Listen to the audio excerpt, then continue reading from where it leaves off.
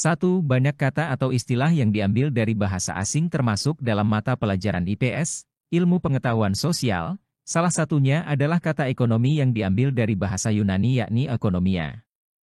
Kata ekonomia artinya adalah A. Aturan negara, B. Aturan rumah tangga, C. Kegiatan manusia, D. Aturan masyarakat.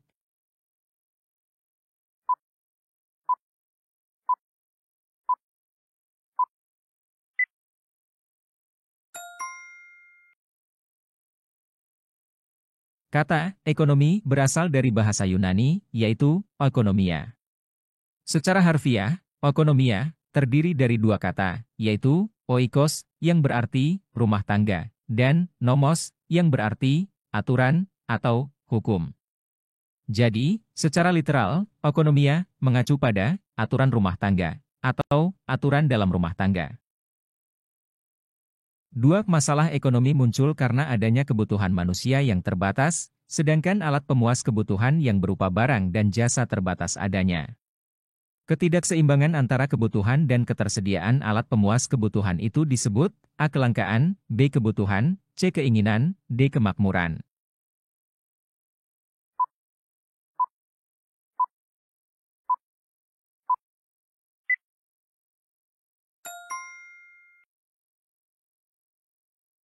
Masalah ekonomi muncul karena adanya kelangkaan, yaitu ketidakseimbangan antara kebutuhan manusia yang tidak terbatas dengan ketersediaan alat pemuas kebutuhan, barang dan jasa, yang terbatas.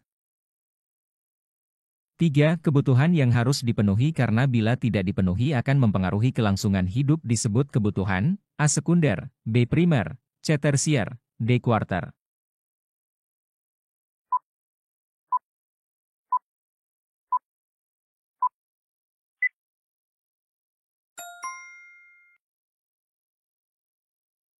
Kebutuhan primer adalah kebutuhan dasar yang harus dipenuhi manusia untuk mempertahankan kelangsungan hidup dan kesejahteraan fisiknya.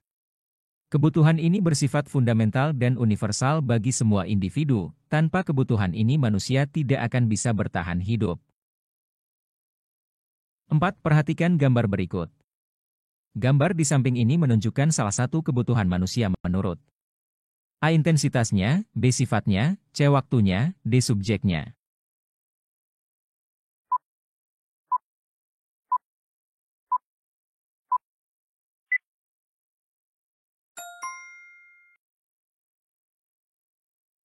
Macam-macam kebutuhan menurut sifatnya dapat dibedakan menjadi dua macam, yaitu kebutuhan jasmani dan kebutuhan rohani.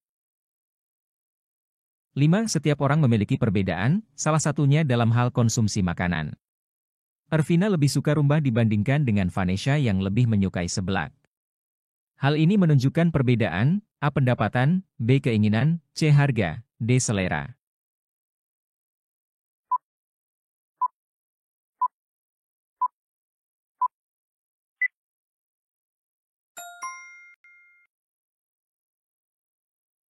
Perbedaan dalam preferensi makanan antara Ervina dan Vanessa mencerminkan perbedaan dalam selera mereka. Selera pada dasarnya adalah preferensi atau kecenderungan individu terhadap sesuatu, dalam hal ini, makanan. Selera dipengaruhi oleh berbagai faktor seperti pengalaman hidup, budaya, lingkungan, dan faktor-faktor lainnya. 6. Pakaian nelayan di Karangsong lebih tipis dibandingkan dengan pakaian orang yang tinggal di pegunungan. Perbedaan jenis pakaian ini menunjukkan bahwa kebutuhan manusia berbeda karena adanya perbedaan faktor, A. Selera atau kesukaan, B. Lingkungan tempat tinggal, C. Tingkat pendidikan, D. Kedudukan sosial.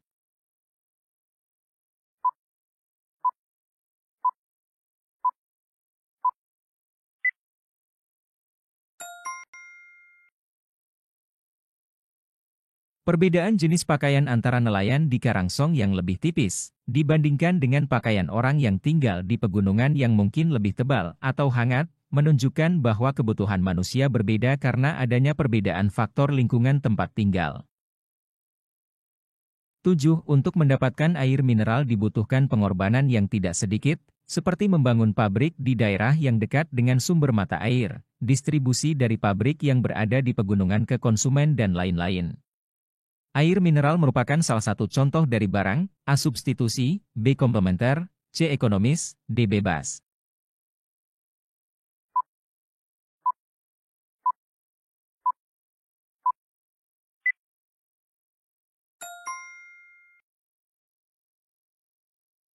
Barang ekonomis adalah barang yang memiliki nilai dan diperdagangkan dalam suatu pasar, karena langkanya atau kelangkaan sumber daya yang digunakan untuk membuat barang tersebut. 8. Perhatikan macam-macam barang berikut ini. 1. Tas. 2. Sinar matahari. 3. Udara. 4. Air mineral. 5. Pakaian. Barang bebas ditunjukkan dengan nomor A1 dan 2, B2 dan 3, C2 dan 4, D4 dan 5.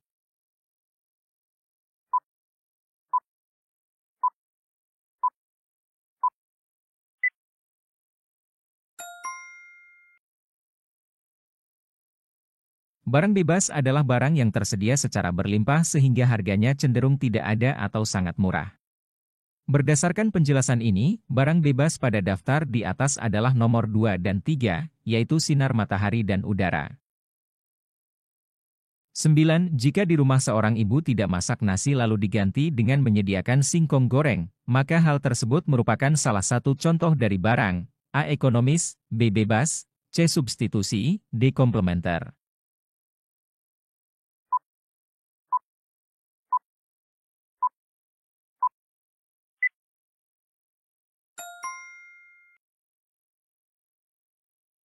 Substitusi adalah konsep dalam ekonomi yang mengacu pada kemampuan suatu barang atau layanan untuk menggantikan barang atau layanan lain dalam memenuhi kebutuhan atau keinginan konsumen. Dalam contoh yang Anda berikan, mengganti nasi yang tidak tersedia dengan menyediakan singkong goreng adalah contoh substitusi. 10. Biasanya saat menggunakan sepatu maka harus menggunakan kaos kaki untuk menghindari kaki lecet dan bau.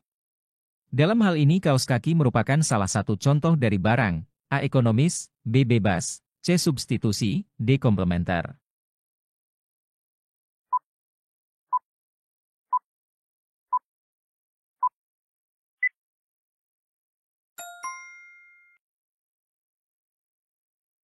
Kaos kaki dalam hal ini merupakan contoh dari barang komplementer. Barang komplementer adalah barang yang memiliki hubungan keterkaitan erat dengan barang lain, di mana kedua barang tersebut saling melengkapi dan biasanya digunakan bersama-sama. 11. Tingkat konsumsi seseorang dapat dipengaruhi oleh harga barang yang dikonsumsi. Jika harga barang-barang yang dikonsumsi naik, maka seseorang akan A. Menambah jumlah barang yang dikonsumsi, B. Menambah jumlah jasa yang dikonsumsi, C. Mengurangi jumlah barang yang dikonsumsi, D. Mengurangi jumlah jasa yang dikonsumsi.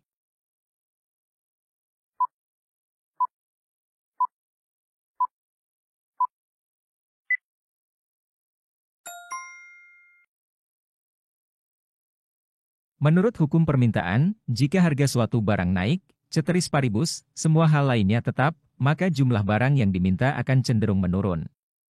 Hal ini disebabkan karena adanya hubungan invers antara harga barang dan jumlah barang yang diminta oleh konsumen. 12. Seorang pengusaha dodol mangga, memanfaatkan mangga yang tidak tahan lama untuk diolah kembali menjadi barang yang memiliki harga jual lebih tinggi. Hal tersebut merupakan salah satu kegiatan menghasilkan barang jasa, atau kegiatan menambah nilai guna barang jasa yang disebut dengan A. Produksi, B. Konsumsi, C. Distribusi, D. Transisi.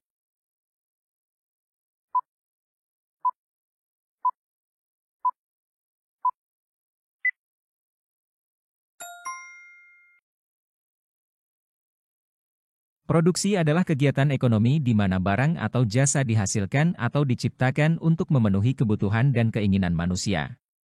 Dalam contoh pengusaha dodol mangga, pengusaha tersebut melakukan kegiatan produksi dengan memanfaatkan mangga yang tidak tahan lama untuk diolah menjadi dodol mangga, yang kemudian memiliki harga jual lebih tinggi. 13. Pengusaha kerupuk memanfaatkan hasil laut agar memiliki nilai guna dan nilai jual yang lebih tinggi. Salah satu tujuan produsen membuat barang tersebut adalah untuk A. Memenuhi kebutuhan konsumen, B. Memperoleh penghargaan dari pemerintah, C. Berbuat baik kepada sesama manusia, D. Menarik simpati dari masyarakat.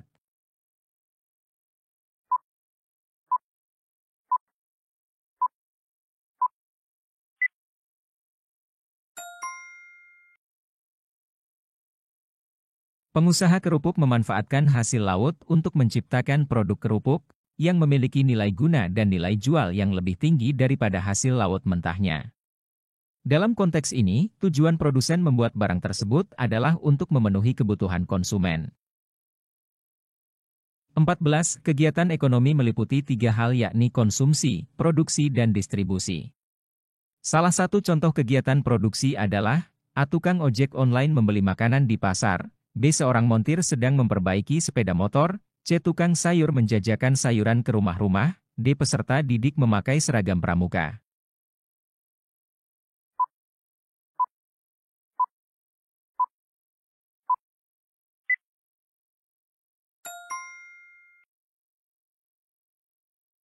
Kegiatan produksi adalah kegiatan ekonomi di mana sumber daya alam, tenaga kerja, dan modal digunakan untuk menghasilkan barang atau jasa yang memiliki nilai tambah. Dalam contoh ini, seorang montir yang sedang memperbaiki sepeda motor adalah contoh kegiatan produksi. 15. Perhatikan daftar berikut ini.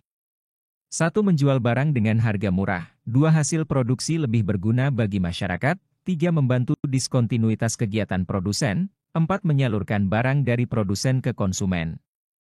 Manakah yang termasuk tujuan kegiatan distribusi? A1 dan 2, B2 dan 3, C2 dan 4, D1 dan 3.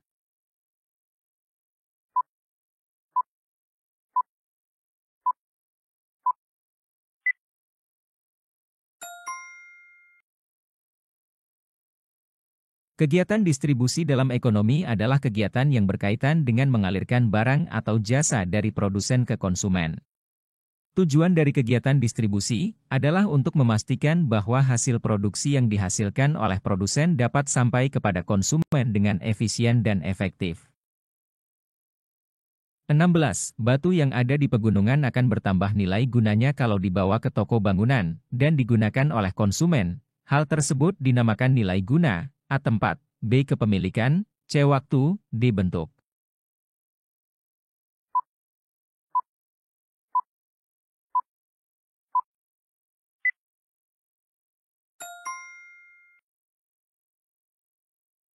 Nilai guna, tempat, dalam konteks ekonomi mengacu pada peningkatan nilai suatu barang atau jasa karena dipindahkan ke lokasi, atau tempat yang lebih menguntungkan atau bernilai ekonomis.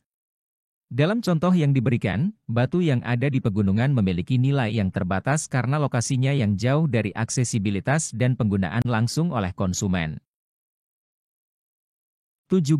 Banyak barang yang memiliki nilai jual lebih tinggi setelah diolah terlebih dahulu. Salah satunya adalah kacang kedelai akan lebih bernilai jika diolah menjadi susu kedelai. Hal ini merupakan salah satu contoh dari nilai guna, A. Kepemilikan, B. Waktu, C. Tempat, D. Bentuk.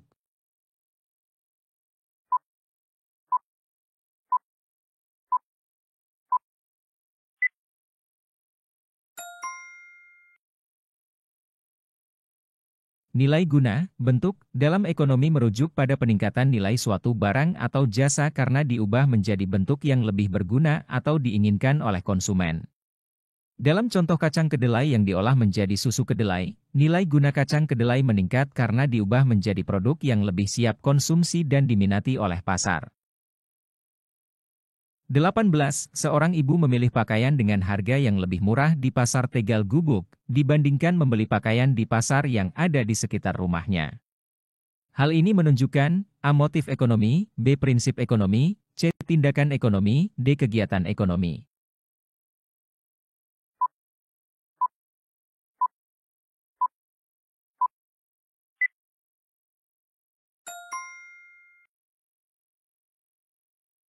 Prinsip ekonomi konsumen adalah melakukan pengorbanan seminim mungkin untuk mendapatkan barang yang dibutuhkan. Memilih membeli pakaian dengan harga yang lebih murah merupakan bentuk dari penerapan prinsip ekonomi. 19. Perhatikan daftar berikut ini. 1. Menggunakan bahan mentah atau baku dengan mutu yang baik. 2. Mendirikan tempat usaha yang dekat dengan bahan mentah, bahan baku. 3. Menggunakan tenaga kerja dengan upah yang tinggi. 4. Menyalurkan barang dengan prinsip tepat sasaran dan tepat waktu. Manakah yang termasuk penerapan prinsip ekonomi dalam kegiatan produksi? A1 dan 2, B2 dan 3, C2 dan 4, D1 dan 3.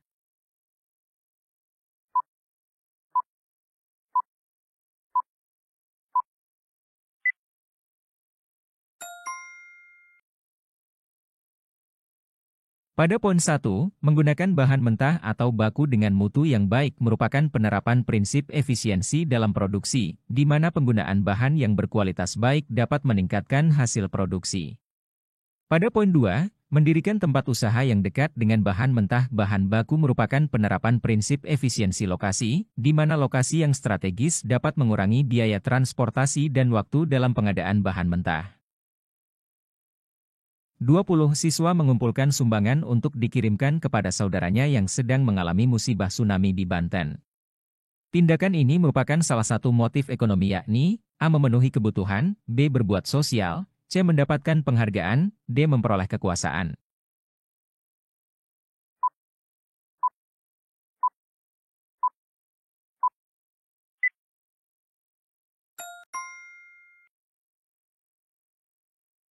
Tindakan siswa tersebut merupakan contoh dari motif berbuat sosial, di mana mereka mengumpulkan sumbangan untuk membantu saudaranya yang sedang mengalami musibah tsunami di Banten tanpa mengharapkan imbalan materi atau kekuasaan. 21. Perhatikan kegiatan manusia dalam memenuhi kebutuhan di bawah ini. 1. Mengikuti pemilihan kepala desa. 2. Menanam padi di sawah pada musim hujan. 3. Menyisihkan uang untuk membantu sesama. 4. Berjualan makanan ringan di pasar tradisional. 5. Membantu orang lain yang mengalami kesulitan. Berdasarkan pernyataan di atas, yang merupakan kegiatan manusia yang didorong oleh motif memenuhi kebutuhan ditunjukkan oleh nomor A1 dan 3, B1 dan 4, C2 dan 4, D3 dan 5.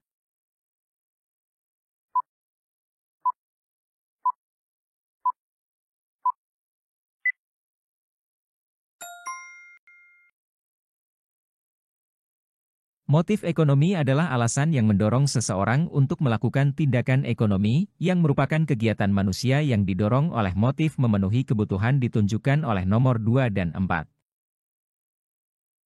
22. Bagi pengusaha ada banyak hal yang harus diperhatikan agar perusahaannya tetap berjalan dengan lancar.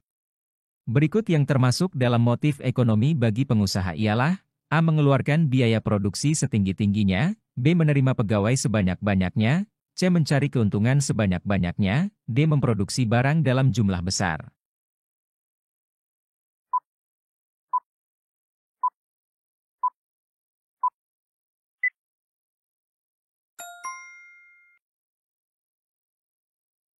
Motif ekonomi bagi pengusaha adalah untuk mencari keuntungan sebanyak-banyaknya dari usahanya.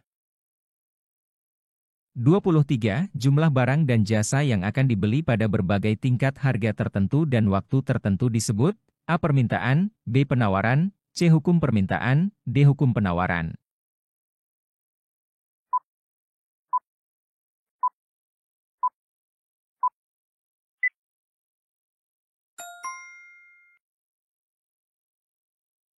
Permintaan mengacu pada jumlah barang atau jasa yang akan dibeli pada berbagai tingkat harga tertentu dan dalam periode waktu tertentu. Perhatikan gambar kurva di samping, dari gambar tersebut dapat disimpulkan bahwa A. Jika harga naik, jumlah yang ditawarkan bertambah, B. Bila harga turun, jumlah yang ditawarkan bertambah, C. Bila harga turun, jumlah yang ditawarkan sedang, D. Jika harga naik, jumlah yang ditawarkan berkurang.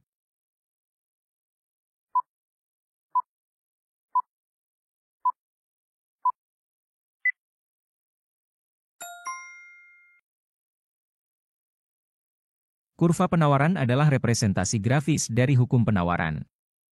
Hukum tersebut menyatakan hubungan positif antara jumlah yang dipasok dengan harga produk. Ketika harga naik, jumlah yang ditawarkan bertambah. Sebaliknya, ketika harga turun, jumlah yang ditawarkan berkurang. 25. Pasar yang memperjualbelikan barang-barang keperluan seperti ikan, sayuran, dan buah-buahan disebut dengan pasar A. Harian, B. Mingguan, C. Bulanan, D. Tahunan.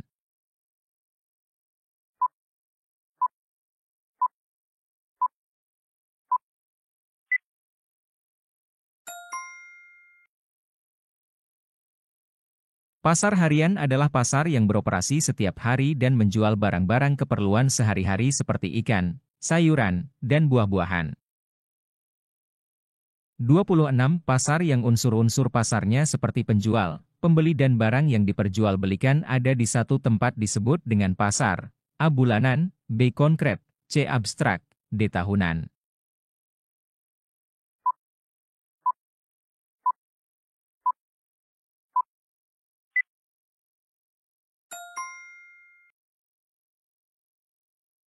Pasar yang unsur-unsur pasarnya seperti penjual, pembeli, dan barang yang diperjualbelikan ada di satu tempat disebut pasar konkret. 27. Ada dampak positif dan negatif dengan adanya iptek atau ilmu pengetahuan dan teknologi. Berikut ini yang merupakan dampak negatif dari perkembangan iptek adalah A. Dapat terpenuhinya berbagai kebutuhan manusia, B. Dapat membuat kegiatan manusia lebih cepat dan mudah, C. Membantu perluasan dan pengembangan wawasan pengetahuan, D. Dapat menyebabkan terjadinya polusi udara, air, dan tanah.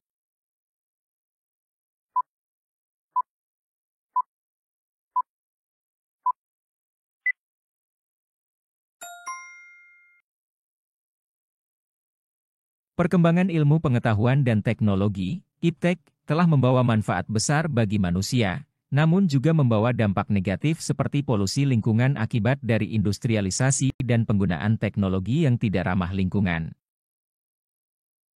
28. Pada masa praaksara ada banyak peralatan yang sudah digunakan oleh manusia pada saat itu, seperti kapak persegi, gerabah, dan kapak lonjong. Alat-alat tersebut digunakan pada masa A. Bercocok tanam, B. Modern, C. Perundagian, D. Berburu dan mengumpulkan makanan.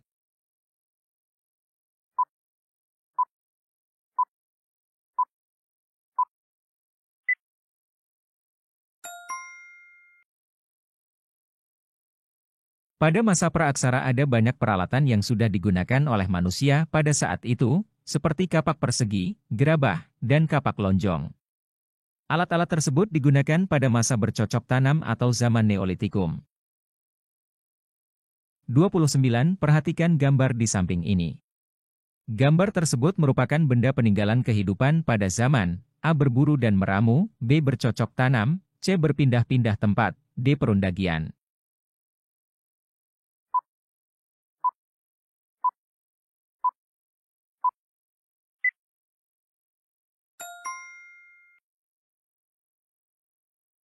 Benda pada gambar adalah kapak perunggu upacara, yang merupakan peninggalan masa perundagian.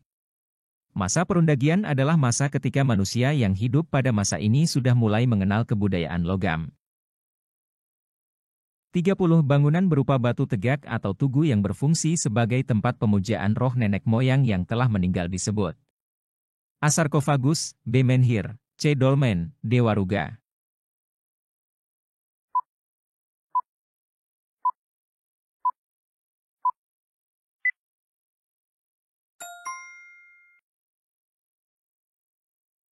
Menhir adalah bangunan berupa batu tegak atau tugu yang sering digunakan sebagai tempat pemujaan atau penanda makam roh nenek moyang yang telah meninggal. 31. Peradaban manusia telah mengalami beberapa masa, di antaranya ada masa prasejarah dan sejarah. Ciri dari zaman sejarah yaitu, A. Masyarakat sudah hidup secara menetap, B. Masyarakat sudah mengenal tulisan, C. Adanya pembagian pekerjaan secara baik, D. Terbentuknya sistem pemerintahan kerajaan.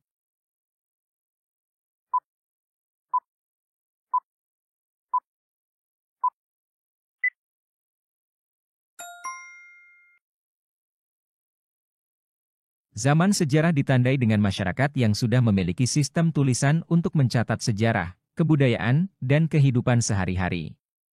Ini memungkinkan informasi dapat dipertahankan dan ditransmisikan dari generasi ke generasi. 32. Pada abad kelima masyarakat Indonesia sudah mendapat pengaruh agama Hindu. Ini dibuktikan dengan adanya A. Penggunaan bahasa Sanskerta dalam penulisan prasasti, B. Makin lunturnya adat istiadat asli nenek moyang, C. Penggunaan bahasa Sanskerta dalam kehidupan sehari-hari, D. Masyarakat tidak menggunakan bahasa Melayu.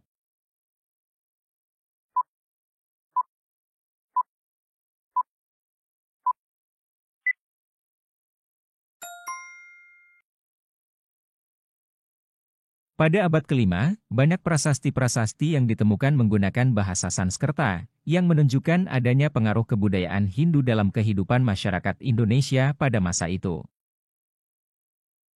33. Teori yang menyebutkan orang Indonesia berperan aktif dalam penyebaran agama dan kebudayaan Hindu-Buddha di Indonesia adalah teori A. Brahmana, B. Waisya, C. Ksatria, D. Arus balik.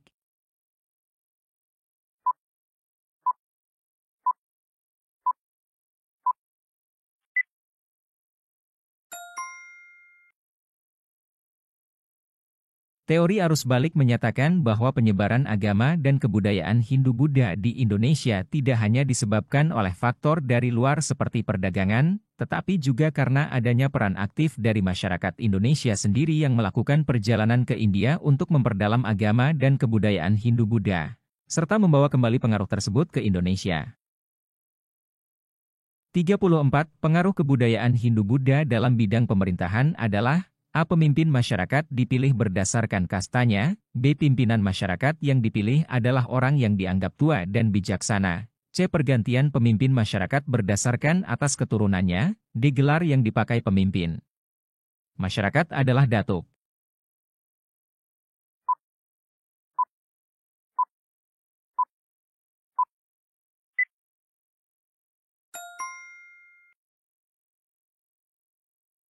Struktur pemerintahan monarki berlaku umum di semua kerajaan Hindu-Buddha yang pernah muncul di Indonesia mulai dari Kutai sampai Majapahit, artinya pemimpin tertinggi pemerintahan adalah raja.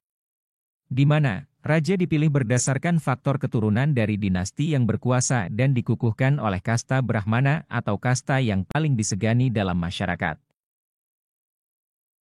35. Perpaduan antara kebudayaan Hindu-Buddha dan kepercayaan asli Indonesia terlihat pada A. Munculnya kerajaan bercorak Hindu-Buddha, B. Bentuk candi yang berundak-undak, C. Pembuatan arca sebagai perwujudan dewa. D. Raja dianggap sebagai keturunan dewa.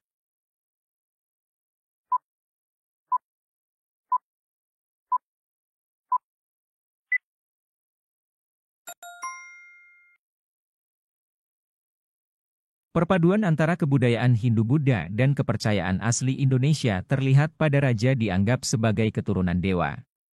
Dalam kepercayaan asli Indonesia sebelum masuknya agama Hindu-Buddha, raja dianggap memiliki hubungan khusus dengan dewa-dewa atau roh nenek moyang, dan hal ini tetap berlanjut meskipun agama Hindu-Buddha sudah masuk ke Indonesia. 36. Ada beberapa kerajaan Hindu di Indonesia. Kerajaan Hindu pertama di Pulau Jawa yakni A. Kerajaan Tarumanegara, B. Kerajaan Kutai, C. Kerajaan Pajajaran, D. Kerajaan Majapahit.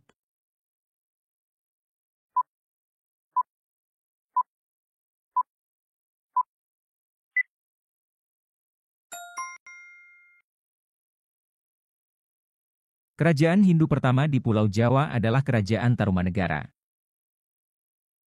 37. Pengaruh Islam di Indonesia sudah ada sejak abad ke-A7 Masehi, B8 Masehi, C9 Masehi, D10 Masehi.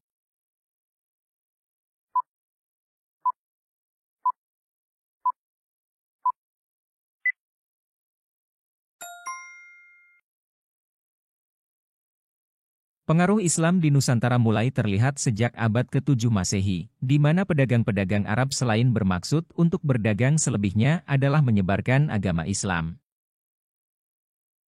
38.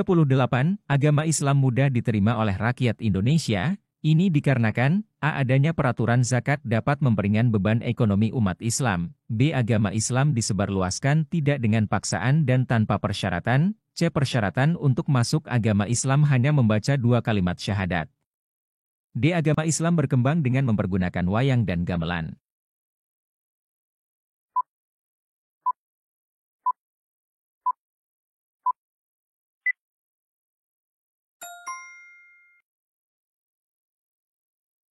Penerimaan yang luas terhadap agama Islam di Indonesia dapat dijelaskan dengan beberapa faktor. Salah satunya adalah penyebarannya yang dilakukan secara damai dan tanpa paksaan.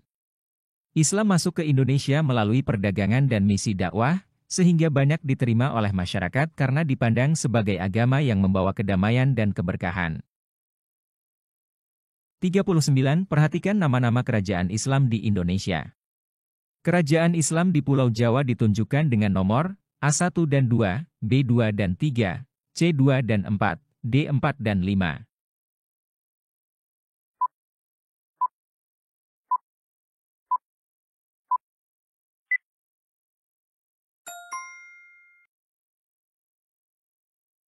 1. Kerajaan Banjar merupakan kerajaan yang terletak di Kalimantan Selatan, 2. Kerajaan Banten terletak di Pulau Jawa, 3. Kerajaan Demak terletak di Pulau Jawa Tengah, 4. Kerajaan Makassar terletak di Sulawesi Selatan, 5. Kerajaan Ternate terletak di Maluku.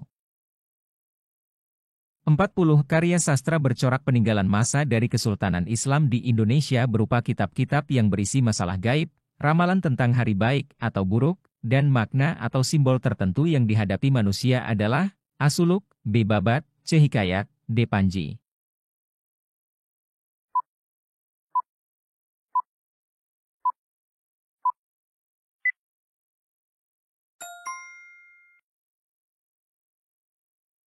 Suluk, berupa kitab-kitab yang berisi masalah gaib, ramalan tentang hari baik atau buruk, dan makna atau simbol tertentu yang dihadapi manusia. Contohnya Suluk Sukarsa, Suluk Wujil, dan lain-lain.